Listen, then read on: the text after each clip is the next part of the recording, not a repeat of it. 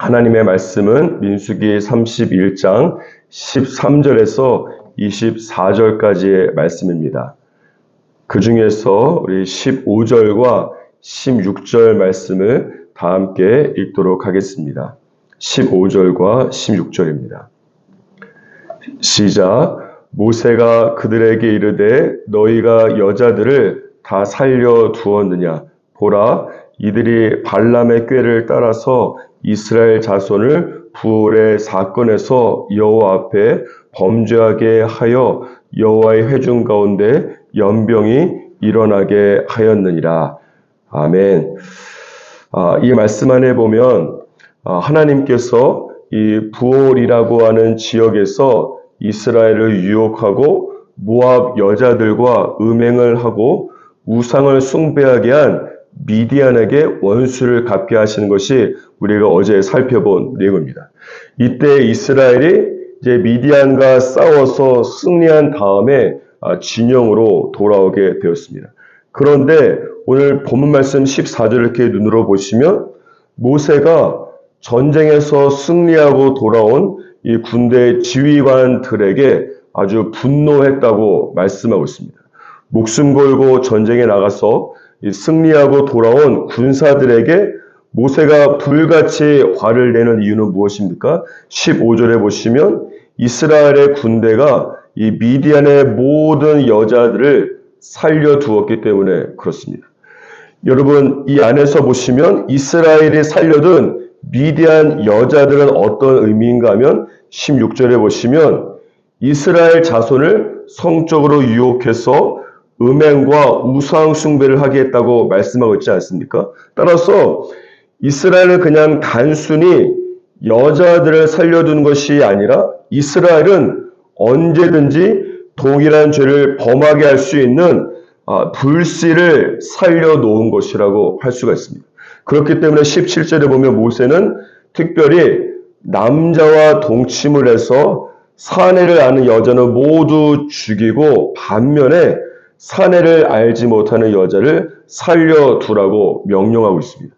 남자와 동침한 적이 있는 여자는 우상 숭배와 관련되었을 가능성이 크기 때문에 그렇습니다. 그러므로 지금 모세는 이 남자를 아는 모든 모압의 미디안 여자들을 죽임으로써 이스라엘이 죄를 지을 수 있는 아주 작은 가능성 자체를 사전에 미리 차단하고 있는 것입니다. 몇 달 전에 이 산불이 몇 주간 이어지고 이 모두 꺼진 다음에도 이 뉴스 등에서 계속해서 언급된 것이 무엇입니까? 잔불이라고 하는 것이 언급이 계속해서 되었습니다. 이 큰 불은 모두 끄고 소화를 했다고 할지라도 아주 작은 불, 잔불 등이 이 나뭇잎 아래에 감추어져 있을 가능성이 많기 때문에 그렇습니다. 그래서 이 소방 당국은 큰 불을 모두 진압한 다음에도 계속해서 인력을 동원해서 산 전체를 뒤지면서 모든 나뭇잎들을 들추고 숨겨진 잔불을 찾는데 총력을 기울였습니다. 그러니까 큰 불이 잡혀도 잔불이 남아있으면 언제든지 그 잔불이 산 전체를 태울 수 있기 때문에 그렇습니다. 그러니까 이런 면에서 모세는 미디안과 싸워서 이겼지만 이스라엘 진영 전체를 하나님의 분노로 태워버릴 수 있는 영적인 잔불을 경계하고 완전히 제거하고 있는 것입니다. 여기서 우리는 크게 두 가지 영적인 교훈을 발견할 수 있습니다. 첫 번째는 나의 삶 속에 있는 아주 작고 작은 어떠한 죄악의 잔불이라고 할지라도 절대 무시하면 안 되고 반드시 찾아내서 제거를 해야 한다는 것입니다. 대부분의 죄악은 아시는 것처럼 큰 것이 아니라 작고 작은 것에서부터 시작하기 때문에 그렇습니다. 또한 야고보서 1장 15절에 보면 욕심이 잉태한 즉 죄를 낳고 죄가 장성한 즉 사망을 낳는다고 말씀하고 있습니다. 그러니까 이 말씀에서 욕심과 이 죄와 관련된 동사들을 보면 잉태하다, 장성하다라고 하는 단어가 사용되고 있지 않습니까?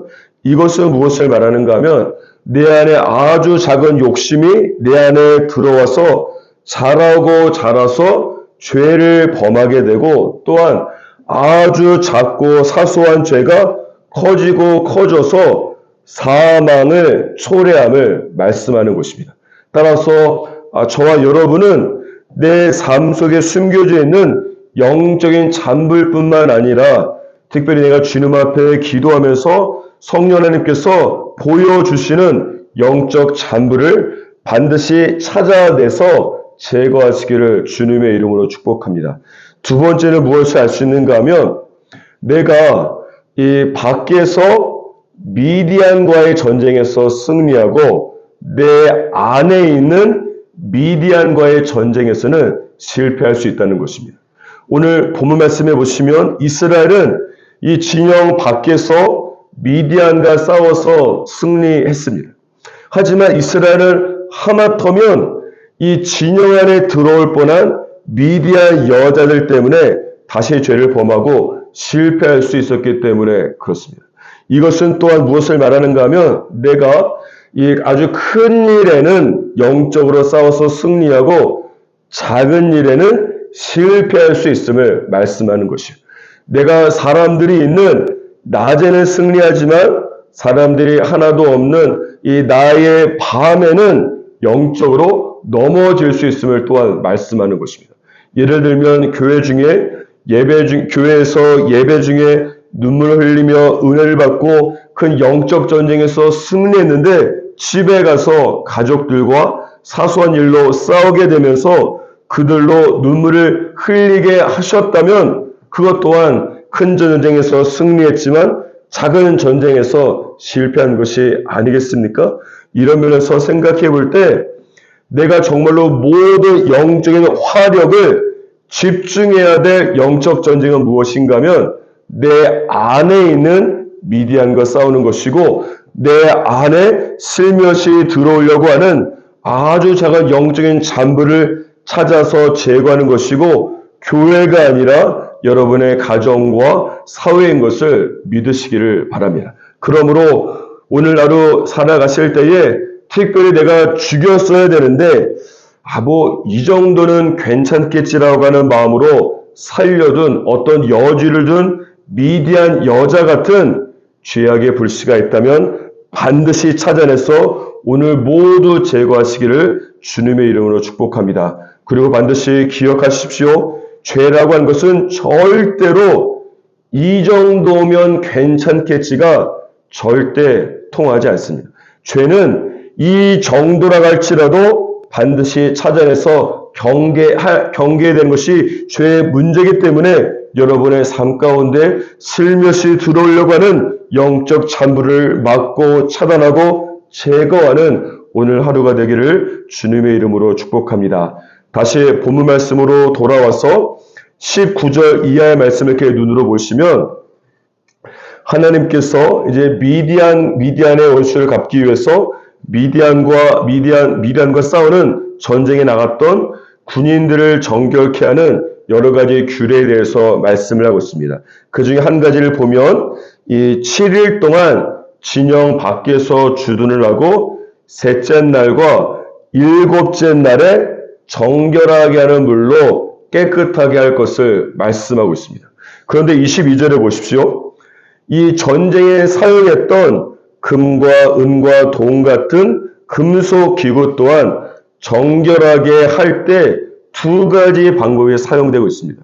먼저는 이 금과 은과 동 같이 불에 견딜 만한 모든 물건은 불을 지나가게 하고 반면에 이 불에 견디지 못할 금속 같은 것은 불이 아니라 물로 지나가게 할 것을 말씀하고 있습니다.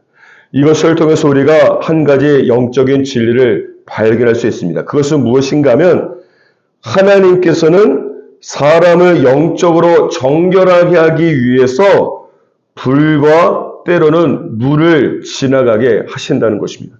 하나님께서는 그 사람을 정확히 아시기 때문에 불시험을 견딜 수 있는 사람에게는 불을 통과하게 하시고 반면에 불을 견디지 못할 사람에게는 물을 통과하게 하신다는 것이에요.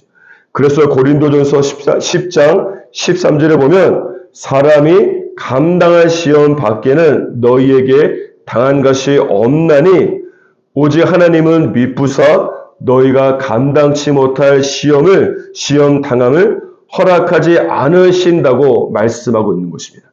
하나님께서 사람에 따라 불과 물을 통과하게 하신 것은 하나님의 구원받은 백성을 성화시키는 하나님의 계획이 되는 것입니다. 그러므로 내가 구원을 받았다고 해서 나의 모든 구원의 끝이 나는 것이 아니라 내가 구원 받았지만 성화라고 하는 측면에서 보면 나의 구원은 ing로 현재 진행형으로 계속해서 주님이 오시는 그날까지 진행이 되어야만 되는 것입니다.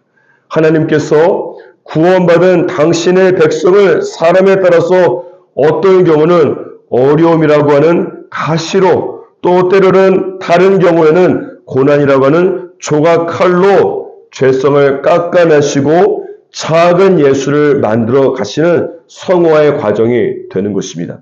욥기 23장 10절에 기록된 것처럼 나의 가는 길을 그가 아시나니 그가 나를 단련하신 후에는 내가 정금처럼 나오게 될 것을 믿으시기를 바랍니다. 따라서 오늘 마지막으로 오늘 하루 베드로전서 4장 12절 13절 말씀처럼 첫 번째 너희를 연단하려고 오는 불시험을 이상한 일 당하는 것 같이 이상하게 여기지 말고 두 번째 오히려 너희가 그리스도의 고난에 참여하는 것으로 즐거워하시기를 주님의 이름으로 축복하고 기도합니다.